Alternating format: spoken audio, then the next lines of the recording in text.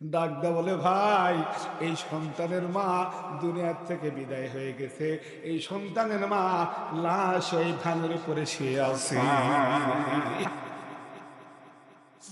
আমি বললাম, কি ধর্মীরা কি হয়েছে? সন্তানটা মা রাত্রি 12:30টার দিকে মারা গেছে। ছোট্ট সন্তান, মার দুধ খাবে, স্তনে মুখ লাগাবে, এটাই তো স্বাভাবিক কথা, বলেন ঠিক কিনা? সন্তানটাকে দুধের জন্য হাউমাউ করে কাঁদে। আর একটা 11 বছরের সন্তান, ছেলে সন্তান। আমি গাড়ি থেকে নেমে গেলাম, ডাকদা বললাম, ভাইজান কি হয়েছে না? বলে, উনি আমার স্ত্রী, আমি প্রাইমারি স্কুলে হেডমাস্টার চাকরি করি। বারবার আমাকে ডাকদা বলতেছে, আমাকে একটু মায়ের বাসায় নিয়ে চলো। আমি একটু মায়ের বাসায় যাব, বাবার সঙ্গে দেখা করব, আমার মায়ের সঙ্গে দেখা করব। আজকে স্বতন্ত্র